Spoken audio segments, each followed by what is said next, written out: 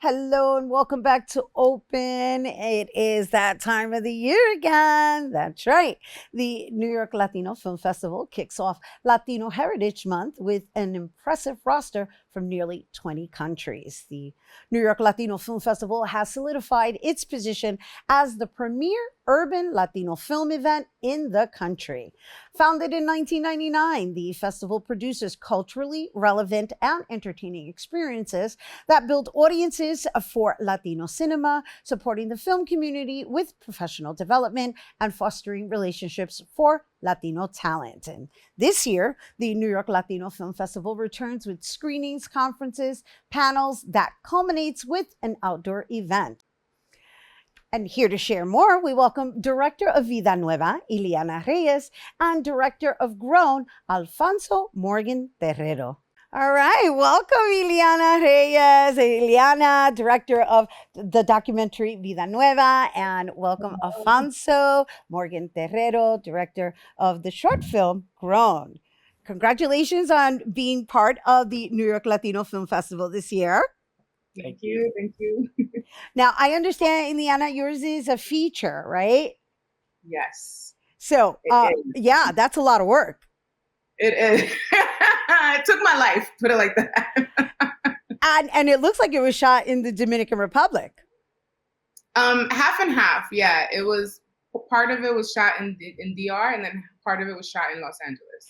All right, so let's talk a little bit about the subject matter, because one of the things I happen to love about the New York Latino Film Festival is that they choose topics that are relatable to people of not only Latino descent or Latinidad, but the urban culture, right? Because the topic itself is kind of like something that I'm sure a lot of us can relate to that don't like to talk about it, right? Right. Yeah. Yeah. Yeah. So At are the you core of it- associated with these individuals?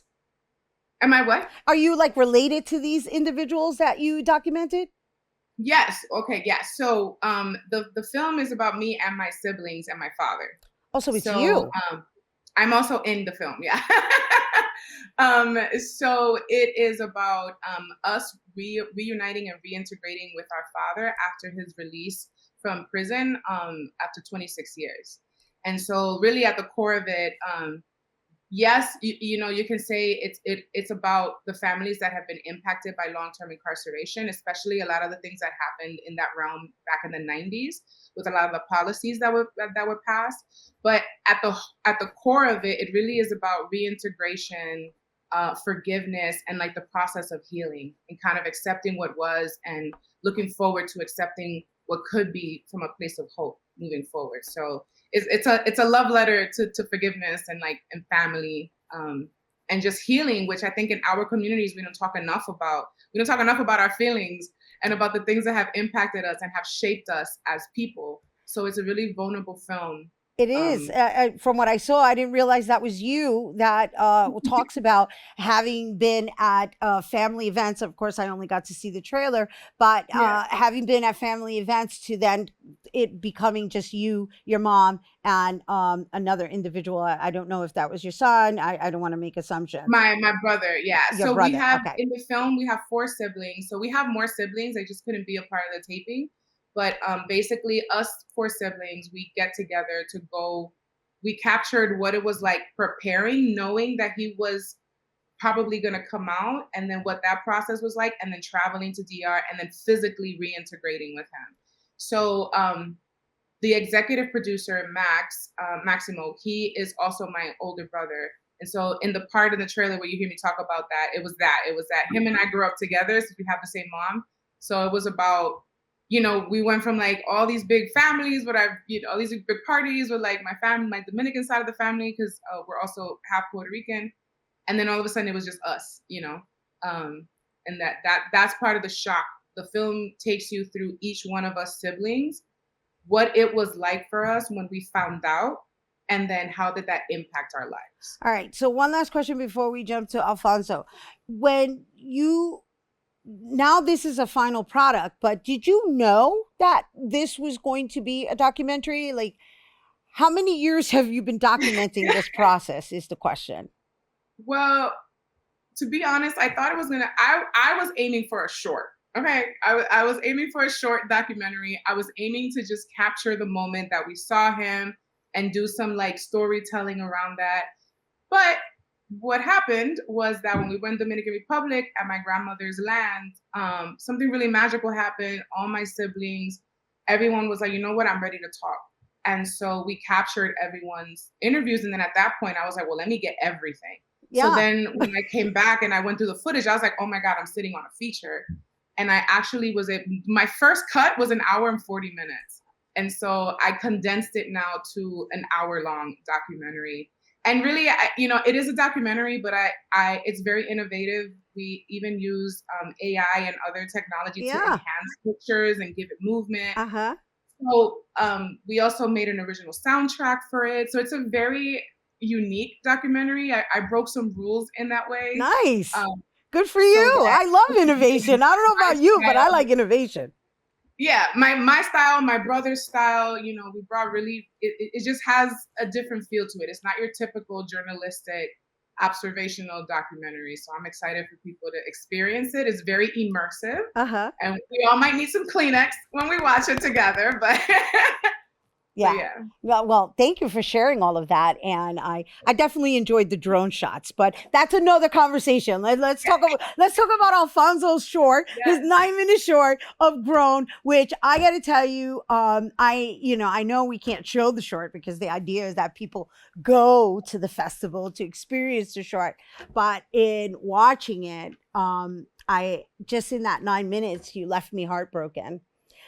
So whatever it is that you set out to accomplish, you did. And the topic of discussion with regards to the police, the teens having to serve as parent figures, and then circumstances kind of just unraveling in the way they did just because of the timing. Um, Wow, Alfonso, like I gotta say, I'm still like in awe over what you were able to capture in that in that short 9 minutes. Thank you. Yeah.